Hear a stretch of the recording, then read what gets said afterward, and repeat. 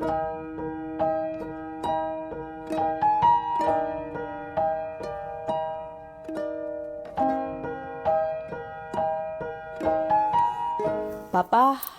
hamba-Mu mengucap syukur kalau hamba-Mu masih diberi kesempatan untuk menyampaikan kebenaran-Mu, isi hati-Mu Tuhan. Urapi bibir lidah hamba-Mu, apa yang menjadi pesan-Mu hari ini tersampaikan buat kami berjalan makin kuat. Kami makin mengenal kebenaran, semakin kami diteguhkan.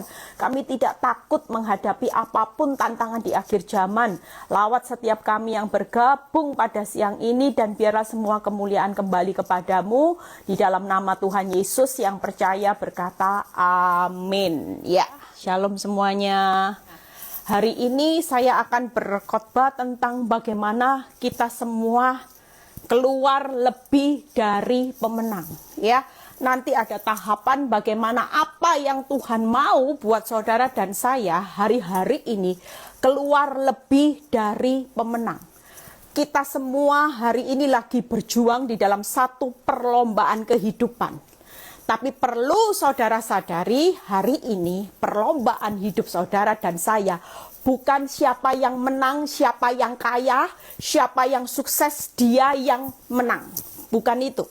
Di dalam perlombaan mengikut Kristus, bukan perlombaan siapa yang paling kaya, siapa yang paling hebat, siapa yang paling pinter, siapa yang depositonya paling banyak, siapa yang punya kekuasaan paling tinggi. Bukan itu, saudara.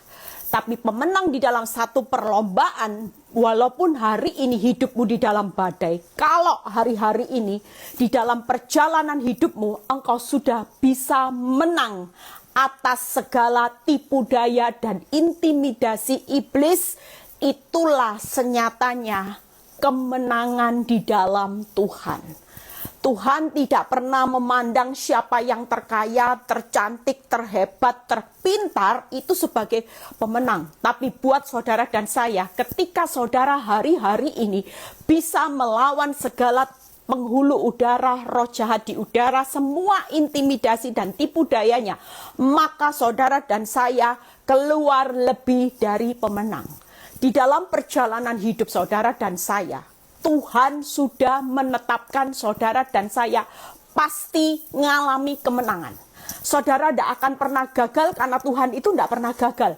Firman Tuhan tidak pernah gagal. Hari ini keuanganmu boleh gagal. Hari ini rumah tanggamu boleh gagal. Hari ini kelihatan semua usaha yang kau lakukan boleh gagal. Ya, mungkin engkau gagal dalam mendidik anak dan sebagainya. Tapi percayalah, ketika kita mulai mengangkat tangan dan kita mengikut sertakan Tuhan di dalam proses kehidupan, dan saudara bisa menang atas semua musuh-musuhnya Tuhan, yaitu keinginan daging, mata, keangkuhan hidup, dan semua tipu daya iblis. Percayalah, Tuhan sudah punya master plan dari awal bahwa stempel hidup saudara dan saya pasti mengalami kemenangannya.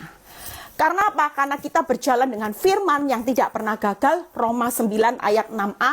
Kita berjalan dengan Tuhan di Roma 83 ayat 37 yang mengatakan bahwa kita semua keluar lebih dari pemenang.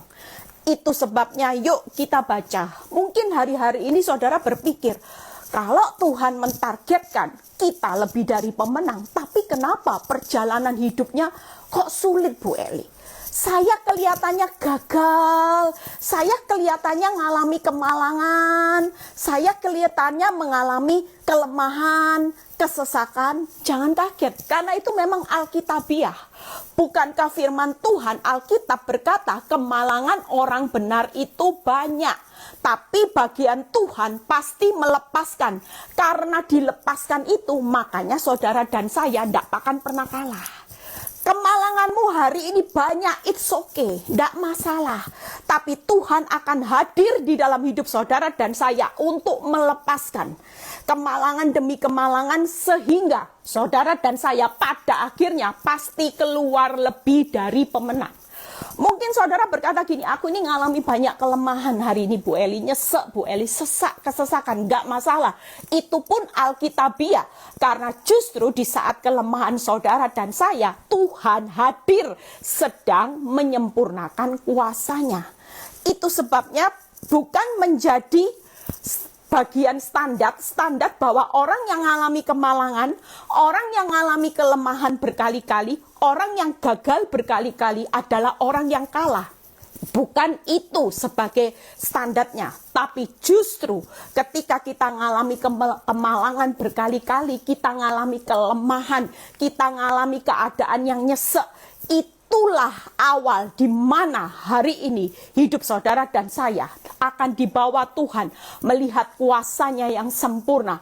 Dia pasti hadir untuk melepaskannya. Amin, saudara.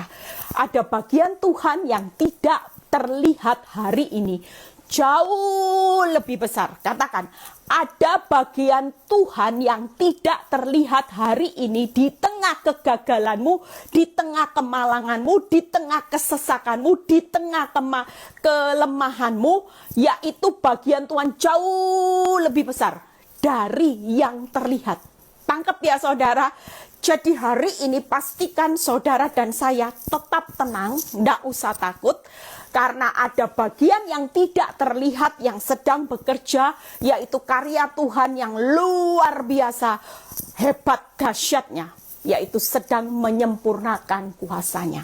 Kita buka di Yohanes 13 ayat 6 dan 7 ya. Yohanes 13 ayat 6 dan 7. Yuk kita baca ya.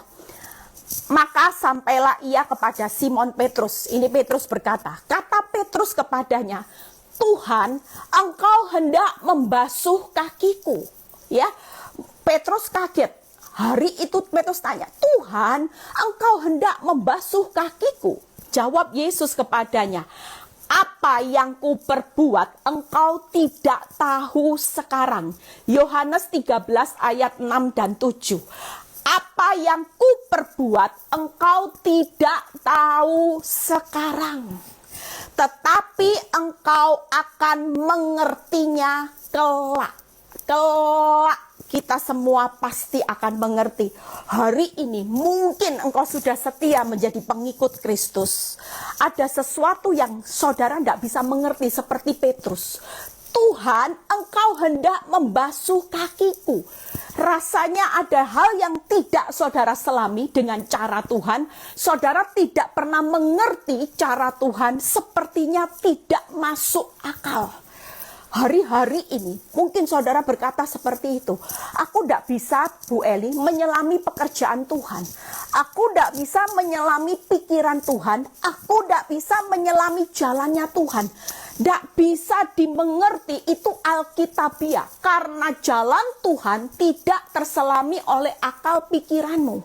Hikmat Tuhan itu setinggi langit dari bumi, demikianlah tingginya jalan Tuhan dari jalan saudara, hikmat Tuhan dari hikmat saudara. Tidak bisa dibaca semuanya. Saudara tidak bisa mengerti jalan keputusan Tuhan, rencana Tuhan hari ini melalui kehidupan yang berliku-liku, tetapi Tuhan berpesan, engkau tidak mengerti apa yang ku perbuat sekarang. Kau tidak bakal tahu, engkau tidak bakal bisa menyelami karena engkau manusia.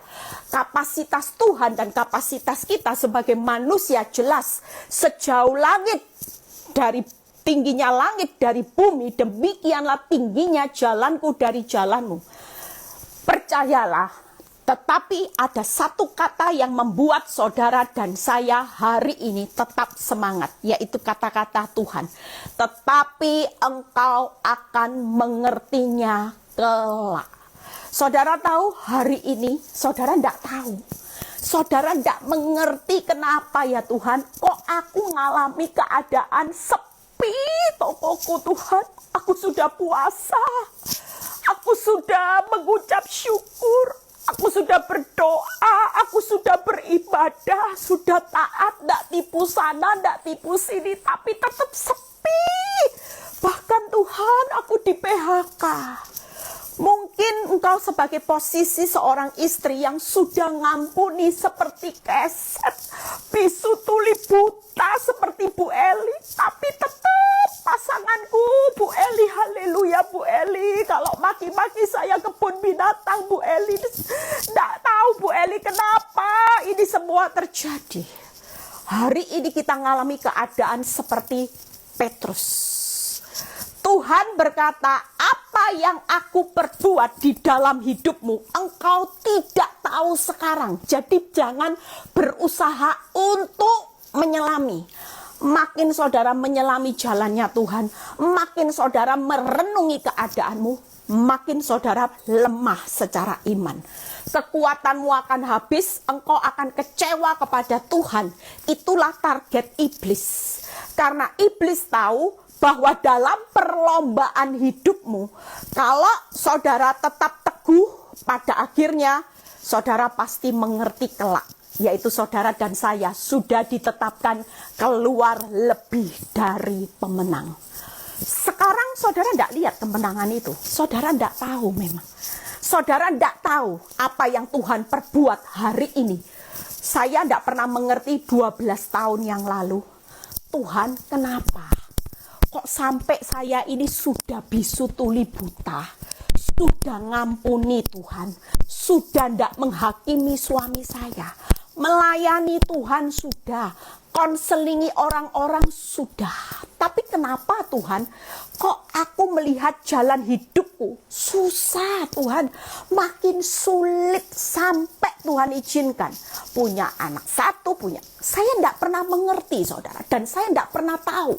Tapi hari itu untung saya tidak lagi terus berusaha tahu kenapa. Saya belajar dengan firman Tuhan yang berkata, kelak kamu akan tahu, kamu akan mengerti bahwa engkau akan keluar lebih dari pemenang. Itu sudah jadi targetku. Engkau tidak perlu takut. Jujur saudara, hari ini saya merasakan bahwa orang banyak berkata buat hidup saya, Bu Eli, ya khususnya mungkin orang-orang yang tahu target saya, bahwa saya punya pergumulan hidup lebih dari pemenang, yaitu apa? Saya jadi hamba Tuhan, suami saya juga akan jadi hamba Tuhan, kami sama-sama melayani Tuhan. Orang berkata, Bu Eli sulit, kalau Bu Eli cuma minta sekedar balik, mungkin tahun ke-5, tahun ke-6 sudah balik Bu Eli. Tapi karena targetnya Bu Eli jadi hamba Tuhan, itu sebabnya terlalu tinggi permintaannya, berat jalan hidupnya. Target hamba Tuhan itu tidak gampang saudara. Tapi buat saya mengerti kebenaran firman. Saya nggak mau hanya sekedar pulih bahagia teletubbies secara daging saya puas. Tapi yang saya pikirkan sudah panjang saudara. Hidup saya sudah bertekad untuk melayani Tuhan sampai akhir menutup mata. Saya akan memberikan waktu saya untuk melayani Tuhan. Lepas orang suka tidak suka atas hidup saya, yang pasti saya tetap akan memberikan hati hidup saya untuk melayani Tuhan. Walaupun secara akal orang bilang, kalau kamu tidak punya target, suamimu hamba Tuhan, pasti cepat balik Eli. Yakin aku, pulih seperti orang-orang. Tetapi ya saya berpikir panjang saudara. Saya mikir gini, Tuhan, kalau suami saya kembali sama saya, pulih teletubbies, tanpa dia target jadi hamba Tuhan, nanti saya pasti tidak boleh melayani Tuhan.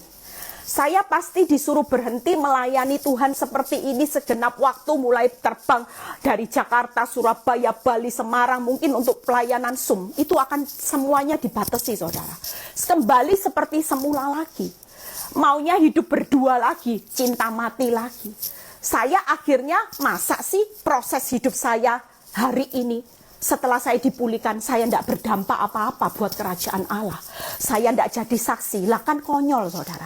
Itu sudah saya pikirkan beberapa tahun yang lalu. Makanya saya bilang gini, saya sudah tahu kok Tuhan, saya pasti lebih dari pemenang, suami saya pasti lebih dari pemenang, anak-anak saya pasti lebih dari pemenang. Nanti kesaksian hidup saya sekeluarga ini akan menyaksikan betapa how great is our God. Itulah yang akan membawa banyak jiwa-jiwa dimenangkan. Saya tahu hari-hari ini, yaitu tuayannya sudah mulai menguning, tapi pengerjanya sedikit. Maukah saudara dan saya hari ini, yuk kita hari ini yang berlomba sudah lebih dari pemenang, mengalahkan iblis. Saudara akan dipercaya banyak perkara besar. Percayalah itu. Mungkin keuanganmu belum seperti yang kau capai, ke rumah tangga saya belum seperti yang saya maksimalkan, belum saudara. Saya belum pemulihan secara maksimal, proses. Tapi yang membuat hari ini saya melihat, yaitu saya sedang dipercaya Tuhan, perkara besarnya Tuhan, proyek Tuhan, proyek dunia belum tercapai sepenuhnya. Tapi saya percaya bahwa proyeknya Tuhan, proyek surga itu sudah terjadi. Target Tuhan terjadi ketika saya berdiri lebih dari pemenang. Jadi hari ini jangan mengerti ya, ndak tahu ndak apa-apa.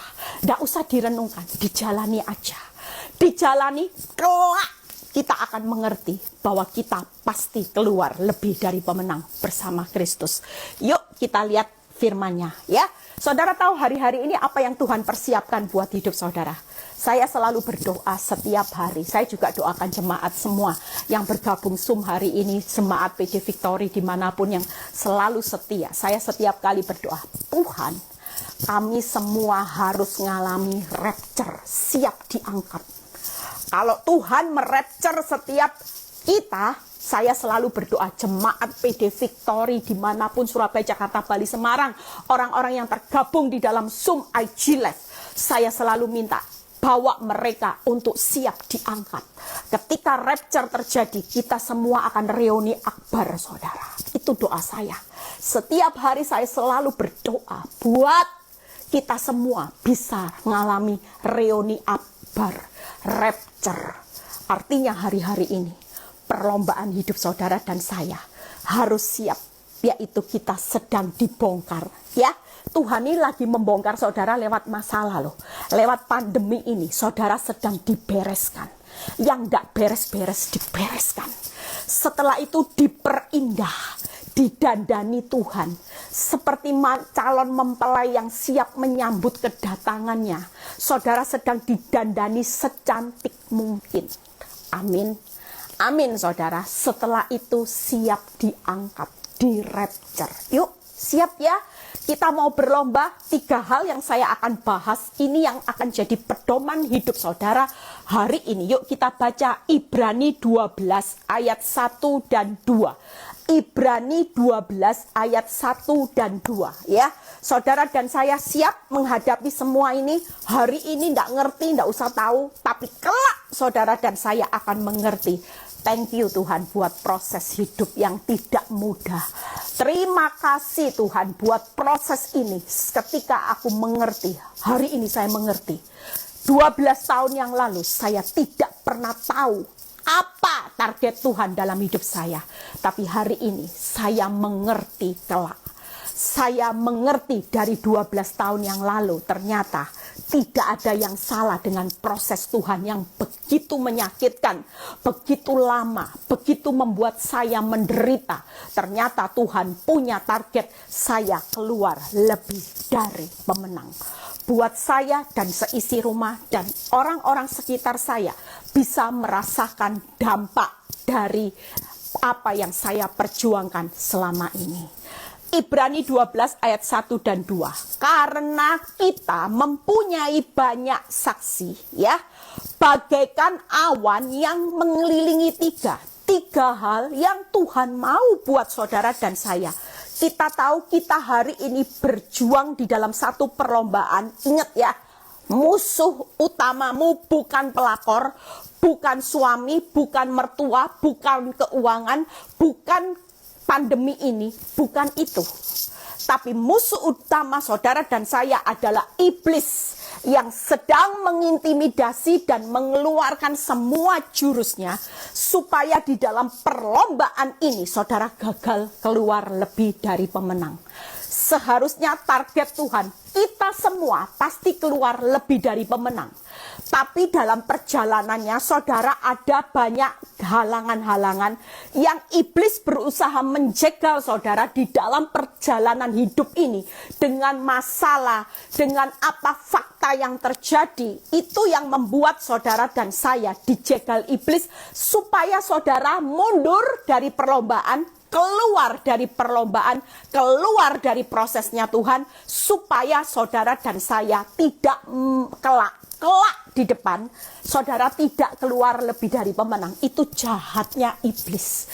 Itu trik iblis dengan kenikmatan, kenyamanan yang dia berikan. Dia tahu, dia mau membinasakan saudara dan saya supaya kelak saudara tidak keluar lebih dari pemenang.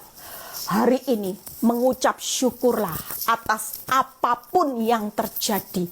Sekalipun kerugiannya besar, rasa sakitnya besar, kehilangannya besar. Tapi tetaplah percaya, kelak saudara akan mengerti. Dan saudara akan berkata, terima kasih Tuhan, terima kasih. Dalam kelemahanku pun, dalam kemalanganku pun yang banyak, ternyata aku tidak pernah gagal bersama Tuhan. Tuhan selalu menjadikan saudara dan saya keluar lebih dari pemenang. Apa yang Tuhan mau hari ini, saudara dan saya, marilah. Lihat, kita baca. Marilah kita menanggalkan semua beban. Yang kedua, dosa yang begitu merintangi kita, dan berlomba dengan tekun dalam perlombaan yang diwajibkan bagi saudara dan saya. Hari ini kata marilah, yuk kita semua mau. Kalau Tuhan berkata marilah, itu berarti ajakan. Perlombaan saudara dan saya pasti keluar lebih dari pemenang. Tapi ada ketentuan-ketentuan yang saudara tidak bisa langgar, yaitu marilah. Yang pertama yaitu marilah kita menanggalkan. Yang pertama beban dosa dan menanggalkan semangat. Itu syarat saudara. Saya bisa kategorikan yang pertama itu syarat untuk bisa keluar lebih dari pemenang, yaitu menanggalkan beban, dosa, dan semangat. Orang yang tekun itu pasti punya semangat. Kalau hari ini hidupmu pingin menyerah, berarti engkau sedang keluar dari perlombaan hidup yang Tuhan wajibkan buat saudara dan saya untuk selesaikan.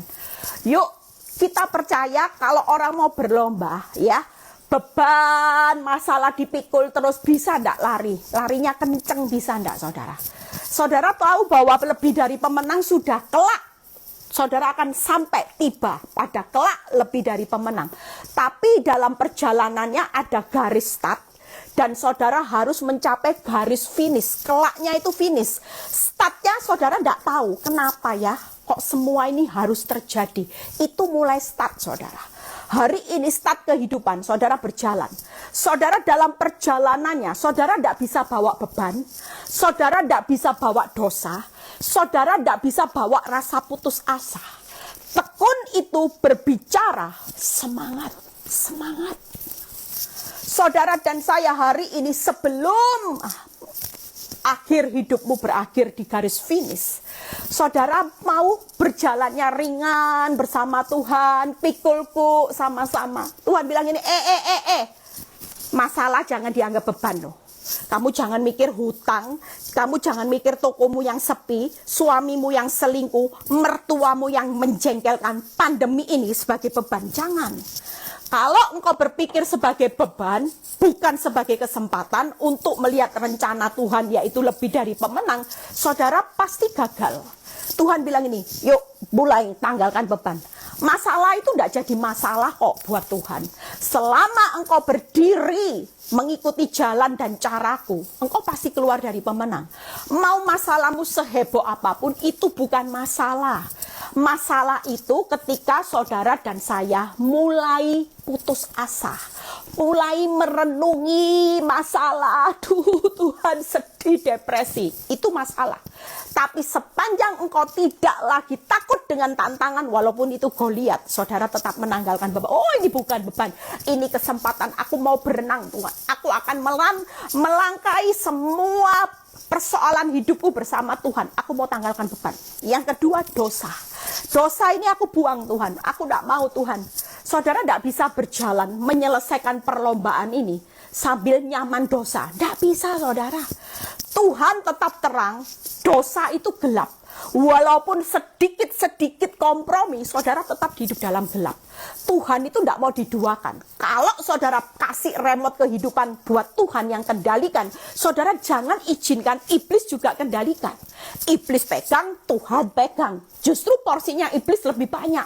Disuruh ngampuni sakit hati, disuruh ngucap syukur bersungut-sungut. Porsi iblis lebih banyak kendalikan. Bisa enggak Tuhan menggenapi lebih dari pemenang itu secara maksimal? Tidak bisa, saudara. Makanya penting sekali waktu start perlombaan. Tuhan bilang gini, nak, mulai ya, start ya. Tapi kamu tidak boleh bawa beban, tidak boleh bawa dosa, tidak boleh putus asa. Kalaupun di depan itu rintangannya Goliat, ya, rintangannya banyak, tetap percaya, aku di sampingmu, sama-sama pikulku. Aku turut bekerja untuk memberikan engkau topangan kekuatan, pemeliharaan yang pasti, dan saudara akan berjalan maju bersama Tuhan. Itu sebabnya yang pertama, menanggalkan beban dosa dan semangat. Putus asa, ya. Tanggalkan, marilah menanggalkan beban dosa dan putus asa. Saudara tidak boleh. Itu yang pertama. Yang kedua, yaitu berlomba dengan tekun dan perlombaan yang diwajibkan sebagai yang kedua. Marilah lagi ya. Ibrani 12 ayat 2 berkata, marilah lagi. Marilah kita melakukannya dengan mata yang tertuju kepada Yesus. Sesudah di garis start, saudara sudah tanggalkan beban, dosa, putus asa, saudara akan berjalan maju. Pada waktu di tengah-tengah, nanti waktu saudara sudah tanggalkan ini, proses hidupmu makin tambah sulit, kelihatan tambah susah seperti saya. Waktu saya sudah tanggalkan beban dosa dan rasa putus asa, saya berjalan, bukan tambah mudah. Keadaan makin hancur-hancuran seperti jet coaster. Tuhan berkata, marilah yang kedua, yaitu tetaplah fokus kepadaku, Yesus. Mata yang tertuju kepada Yesus yang memimpin kita dalam iman. Kenapa Tuhan izinkan keadaan hidupmu tidak bertambah baik? Ini cuman ujian iman yang menuju kepada kesempurnaan. Karena tanpa iman, Ibrani 11 ayat 6, saudara tidak akan berkenan di hadapan Tuhan. Lihat ya kata berikutnya, yang membawa iman kita kepada kesempurnaan, yang dengan mengabaikan kehinaan, tekun pikul salib. Ganti sukacita yang disediakan bagi dia yang sekarang ini duduk di sebelah kanan tahta Allah. Saudara dan saya hari ini, percayalah, kehidupan saudara dan saya hari-hari ini, saudara sedang dibawa berjalan maju. Ya, 3 hal. Yuk, syarat untuk bisa menang dalam perlombaan, menanggalkan beban dosa dan putus asa. Yang kedua, yaitu mata yang tertuju kepada Yesus. Yang kedua, yaitu untuk melatih iman yang menuju kepada kesempurnaan. Yang ketiga, yaitu tekun pikul salib. 3 hal. Kalau saudara mau keluar lebih dari pemenang, bagian saudara adalah 3 ini. Karena ketika tekun pikul salib, waktu saya merenungkan firman ini, saya berkata gini, Tuhan, kenapa di akhir proses setelah kita menanggalkan start, waktu proses mata tertuju kepada Yesus, dan kenapa yang ketiga, tekun pikul salib, Tuhan mengingatkan dalam hidup saya, Tuhan bilang gini, kamu lihat ya, apa yang aku alami sampai akhir menutup mata, aku tekun loh, menyelesaikan proses salibku walaupun tidak mudah. Aku tetap menyelesaikan salib, taat sampai mati di kayu salib. Jadi Tuhan menjelaskan buat hidup saya, Tuhan bilang gini, sama. Engkau juga fase yang ketiga, engkau harus tekun pikul salib, taat sampai mati. Tapi matimu bukan di kayu salib, tidak disalib. Mati di dalam liang kubur. Oh. Jadi sampai kalau sudah fokus, sudah tanggalkan hidupnya kok di masa sulit ini tambah sulit.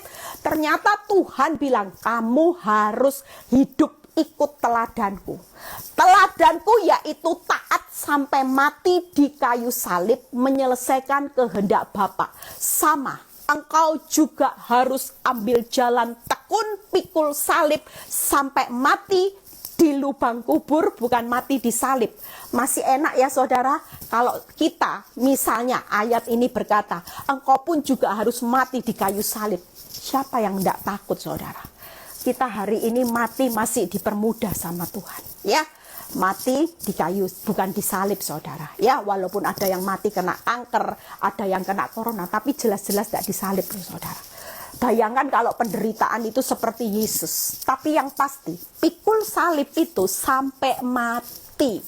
Ingatkan, makanya jangan banyak menuntut apapun kalau kita sudah punya tekad mengikut Kristus. Ada pertanyaan, apakah hidup kita menderita terus Bu Eli? Enggak. Saya jujur menjalani proses 12 tahun. Ketika saya berpikir, aduh Tuhan, pikul salib sampai mati di kayu salib, lala susah terus. Ternyata apa yang saya pikirkan itu berbeda. Karena di tengah-tengah kehidupan saudara, ada yang namanya surprise, door prize, mujizat. Itu menyertai orang benar, yaitu apa yang tidak pernah saudara duga, saudara pikirkan timbul dalam hati, selalu Tuhan sediakan. Dan yang membuat saudara menikmati proses, yaitu satu pintu pasti membuka banyak pintu. Kalaupun satu pintu itu tertutup, percayalah, ada banyak hari-hari ini orang yang bersaksi di tengah masa sukar, Tuhan buka banyak pintu. Pintu berkat mereka banyak yang terbuka. Sampai ada orang yang bersaksi buat hidup kepada saya. Dia bilang, Ibu Eli, percaya enggak? Waktu awal saya ngalami masa kesulitan keuangan, saya minta tolong sama Bu Eli doakan.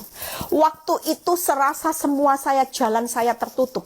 Tapi ketika Bu Eli berkata, tenang aja, pokoknya kamu ikuti perlombaannya Tuhan. Kamu tetap di jalannya Tuhan. Kamu fokus sama Tuhan. Kamu buang semua rasa beban dosamu. Kamu terus fokus, kamu berjalan aja. Ikuti, walaupun disuruh pikul salib sampai seberapa berat, ikuti, pasti ada pintu yang terbuka. Waktu saya ngomong seperti itu, tidak berapa lama, dia jalani apa yang saya hari itu nasihati. Dan waktu ketemu saya, dia bilang, Bu Eli, dahsyat. Hutang saya terbayar di masa pandemi, lunas, masih surplus. Tuhan masih plus-plus buka pintu, yaitu memberi saya pekerjaan yang baru. Yang tidak pernah saya pikirkan, ternyata Tuhan sediakan. Itu hebatnya Tuhan. Amin saudara. Jadi 3 hal ini ya saudara. Jangan takut menghadapi tantangan perlombaanmu di 3 area ini. Kalau ini sudah jadi bagian hidup saudara, saudara akan tenang. Oh, belum selesai ya, katanya Bu Eli memang hidup pikul salib sampai mati. Tapi di tengah-tengah proses pikul salib, tetap ada anugerah, pintu yang terbuka, itu pasti banyak. Dan saudara tetap akan bisa menikmati kasih setianya yang selalu baru setiap pagi. Amin. Yuk kita lihat satu persatu, selalu selesai ya. Bagaimana sih saudara dan saya hari ini menanggalkan beban dosa dan putus asa? Yuk kita buka 2 Timotius 2 ayat 3 dan 4. 2 Timotius 2 ayat lagi kita selesai ya. 2 Timotius 2 ayat 3 dan 4. Hari ini yuk kita start ya. Yang mulai masih ada beban dosa dan putus asa, dibuang dulu, dibuang. Supaya kita berjalan majunya ringan, saudara. Ya, setelah start itu dibuang, start kedua, fokus aja sama Tuhan. Duh, sudah tidak lihat kenyataan hidup. Pokoknya aku mau lihat Tuhan. Yuk, lihat. Ikutlah menderita sebagai seorang prajurit yang baik dari Kristus Yesus. Hari ini saudara mau kan berlomba, tapi keluarnya sebagai pemenang yang baik. Prajurit yang baik di hadapan komandan Yesus Kristus. Ikut menderita, itu yang pertama ya. Yang keempat, seorang prajurit yang sedang berjuang, berlomba, tidak memusingkan dirinya dengan soal-soal penghidupannya. Itu yang kedua, yaitu tidak pusing dengan soal-soal masalah, berbicara beban. Kalau ikut menderita, itu berbicara semangat. Ya sudah, ikut Kristus, sudah setia, baca firman, keadaan makin sulit, siap ikut menderita. Ikut menderita sebagai pengikut Kristus. Aku tetap mau punya semangat. Aku tidak mau lagi hidup putus asa. Aku mau buang itu. Yang ketiga ya, supaya dengan demikian ia berkenan kepada komandannya. Yang ketiga yaitu hidup berkenan, menanggalkan dosa. Saudara tangkap ya, 3 hal ini. Kalau saudara mau menanggalkan beban dosa ya, dan saudara menanggalkan putus asa, saudara belajar dari seorang prajurit di 2 Timotius, yaitu mental saudara apa? Tuhan, aku siap mau ikut menderita.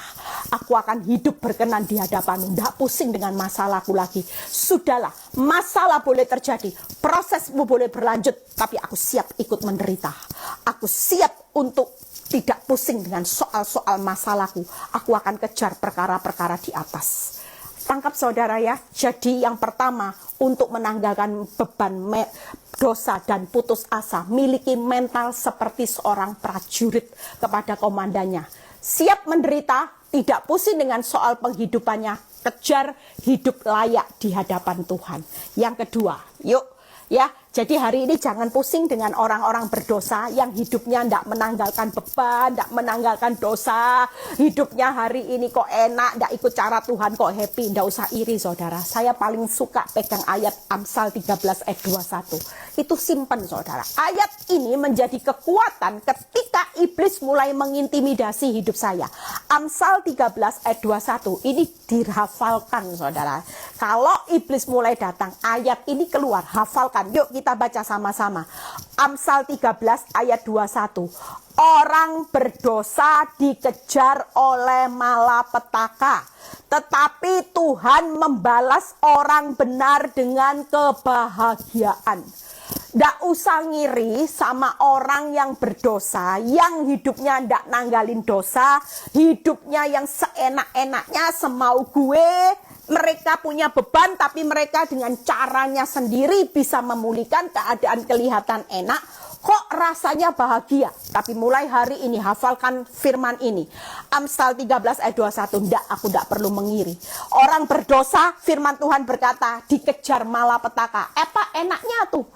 Hidup sebagai orang yang hari ini hidup dalam dosa, tapi dikejar malapetaka. Tapi buat saya mau menanggalkan dosa beban. Saya mau Tuhan ikut menderita. Saya dikejar kebahagiaan. Kelak kita semua keluar lebih dari pemenang, menikmati kebahagiaan. Amin saudara. Amin. Mau saudara ingat ya, Amsal 13 ayat 21 tuh dihafal di luar kepala. Oh, tidak perlu ngiri pelakor, tidak perlu ngiri. Siapa yang tipu sana koruptor, tidak perlu ngiri. Hidupnya dikejar malapetaka, tapi aku kelak akan menikmati kebahagiaan. Sekarang memang belum, tidak tahu. Tapi kelak ada kebahagiaan karena saya keluar lebih dari pemenang. Pasti saudara. Orang yang keluar lebih dari pemenang itu jelas dikejar kebahagiaan demi kebahagiaan sampai anak cucu. Tapi orang berdosa dikejar malapetaka demi malapetaka sampai anak cucu. Apa yang menjadi iri hatimu? Tidak perlu. Justru sejak saya mengerti firman, saya itu kasihan loh sama pelakor, sama wanita yang berusaha menggagalkan rumah tangga saya itu kasihan. Bayangin aja malapetaka demi malapetaka yang mengejar hidupnya. Kasihan saudara, ngeri. Lah Tuhan menetapkan orang berdosa dikejar malapetaka, cawan murka. Ngeri enggak saudara, ngeri. Makanya saya enggak mau sakit hati. Saya bilang, Tuhan ampuni, kasih pintu anugerah untuk dia bertobat sudah. Karena selama ini saya tahu bahwa orang-orang seperti ini tuh mereka enggak tahu apa yang mereka perbuat. Iblis lagi pakai hidupnya untuk menjegal supaya dalam perlombaan saya sebagai lebih dari pemenang itu bisa gagal saudara. Hari ini yuk kita semua mau ya berlomba-lomba. Yuk lihat, fokus kepada Tuhan. 1 Petrus 4 ayat 12 dan 13 ya. 1 Petrus 4 ayat 12 dan 13. Kita baca satu ayat selesai. Saudara-saudara yang kekasih, janganlah kamu heran akan nyala api siksaan yang datang kepadamu sebagai ujian. Itu tadi fase yang kedua setelah menanggalkan. Saudara, dalam hidup ini pasti ada tantangan karena iblis tidak mau dalam perlombaanmu engkau keluar lebih dari pemenang. Kelak dia tidak mau. Dia mau saudara semua gagal. Menikmati kemenangannya Tuhan, gagal. Makanya ketika fokus sama Tuhan hari ini, tantangannya tambah berat. Tuhan bilang gini, firman Tuhan, saudara-saudara yang kekasih, ya, 1 Petrus berkata gini, jangan kamu heran, gak usah heran kalau hari ini ada nyala api siksaan yang datang kepadamu, itu cuman ujian. Tadi itu, waktu tantangan terjadi, Tuhan itu cuma mau memurnikan imannya menuju kesempurnaan. Ujian iman orang benar lagi diuji. Hari-hari ini ujian iman orang benar itu mau ditunjukkan kualitasnya di atas rata-rata atau di bawah rata-rata. Kalau hidupmu lagi ngalami hari ini diombang-ambingkan masalah, berarti saudara belum lulus. Orang yang ujiannya dibawa kesempurnaan itu tidak akan digoyahkan dengan masalah apapun. Orang standarnya orang benar itu selalu tenang, percaya. Kalau hidupmu hari ini isinya takut, isinya khawatir, isinya panik, Tuhan bilang gini, belum lulus. Matanya masih belum fokus tertuju kepada Yesus. Matanya masih lihat minus keuangan, deposito merosot, rumah di downgrade, mobil di downgrade. Itu cuman perkara daging. Hari ini Tuhan lagi menguji ujian orang benar. Makanya firman Tuhan berkata, yang pertama jangan heran. Sekonyong-konyong Bu Eli, suami yang baik selingkuh, jangan heran. Sekonyong-konyong Bu Eli, aku tahun lalu, 2 tahun lalu bisa jalan-jalan ke luar negeri Bu Eli, hari ini minus Bu Eli, jangan heran. Tuhan cuman berkata, jangan heran, ini ujian iman. Kamu harus tetap berlomba, tujukan matamu kepada Yesus, yaitu tenang, percaya, tetap maju terus. Yang pertama jangan heran, ya. Yang kedua lihat, seolah-olah ada sesuatu yang luar biasa. Wow, sudah apinya diperbesar, ada sesuatu badai yang besar, luar biasa, yang tidak pernah terjadi hari-hari ini. Duh Bu Eli, saya ikut Kristus, baru loh kali ini Bu Eli terjadi badai sekonyong-konyong yang apinya besar Bu Eli. Luar biasa Bu Eli pukulannya. Tokoku sepinya Bu Eli. Aduh, suamiku yang dulu cinta mati, aduh Bu Eli, luar biasa. Firman Tuhan berkata sekali lagi, ini cuman ujian. Fokus kepada Yesus. Jangan heran. Ya, lihat. Sebaliknya, setelah jangan heran, apa yang Tuhan mau? Ya, saya kok panas ya. Bersukacitalah sesuai dengan bagian yang kamu dapat dalam penderitaan Kristus. Jangan heran, tapi hari ini berjalan dengan bersukacita. Maju, ngerti nggak ngerti, enak nggak enak, Tuhan, ikut Tuhan, hajar, gaspol itu tadi. Ya, ada istilah gaspol, hajar, maju tak gentar Tuhan, ndak heran sudah. Katanya Tuhan ndak boleh heran, ndak boleh panik. Ini cuman ujian iman kesempurnaan supaya aku makin tertuju kepada Yesus. Yang namanya beban dosa, putus asa, buang semuanya. Hanya satu yang Tuhan minta, engkau hanya lihat aku, bahwa aku tidak pernah gagal menjadikan saudara dan saya kelak pasti keluar lebih dari pemenang. Kelak saudara dan saya menikmati kebahagiaan demi kebahagiaan. Ada banyak pintu yang terbuka. Orang fasik dikejar malapetaka, pintunya tertutup semua. Pilih mana saudara? Hari ini hidupmu mau pilih di jalan yang mana? Berlomba aja. Yang kedua, ya, hari ini bersukacita karena ini penderitaan Kristus. Kalau yang pertama tadi jangan heran, ya, Karena saudara sebagai pengikut Kristus bersuka cita ikut dalam penderitaan Kristus. Jadi saudara menderita karena saudara sedang ambil bagian dalam penderitaan Kristus. Yang ketiga ya, berkata apa? Supaya kamu juga boleh bergembira dan bersuka cita pada waktu ia menyatakan kemuliaannya. Hari ini yang ketiga setelah bersuka cita, bertahan saudara. Bertahan untuk melihat kemuliaan. Bertahan bukan kalah. Bertahan untuk keluar lebih dari pemenang. Saudara akan melihat bagaimana Tuhan menyatakan kemuliaannya. Jadi hari ini fokus kepada Tuhan. Yang pertama apa? Jangan heran. Katakan dalam diri, nggak usah heran, makanya keuanganku kok hari-hari ini. Ternyata ini adalah ujian dalam perlombaan supaya kelak. Aku mengerti sekarang, aku mengerti Tuhan. Ternyata aku mau dijadikan Tuhan itu lebih dari pemenang. Makanya aku tidak boleh heran, aku harus menjalani dengan sukacita. Kalaupun keadaan makin sulit, aku harus bertahan untuk melihat kemuliaan Tuhan. Amin saudara, amin. Mau saudara? Yuk yang terakhir kita lihat ya. Jadi hari ini saudara sudah saya beri tip, yaitu bagaimana mental ya, bagaimana fokus, bagaimana syarat untuk perlombaan. Yang pertama itu masuk kategori syarat, yaitu tanggalkan beban, dosa, dan putus asa. Itu syarat dalam perlombaan, step pertama. Kalau saudara tidak bisa tiga ini, itu perlombaannya tidak jalan-jalan saudara. Mau diprit sama Tuhan, prit, tapi dilihat loh bebannya dipikul, tidak bisa. Bebannya dihilangkan dulu, dosa hilang dulu, rasa putus asa tinggal.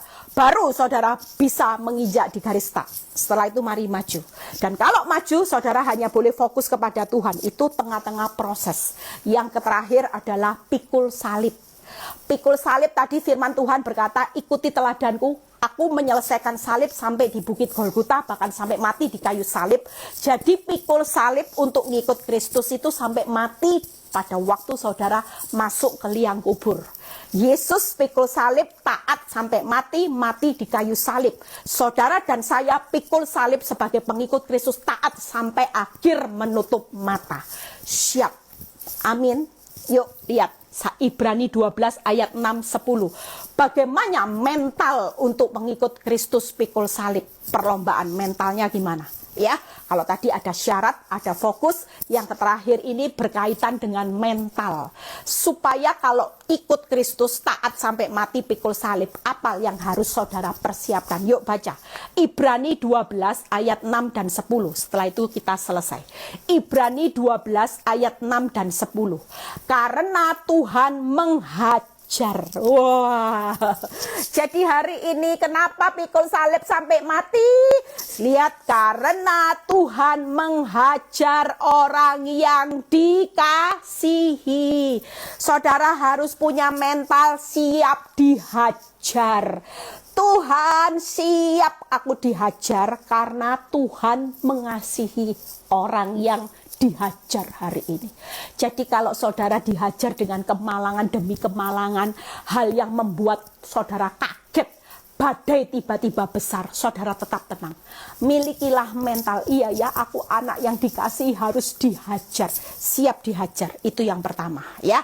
Dan ia menyesah orang yang diakui sebagai anak.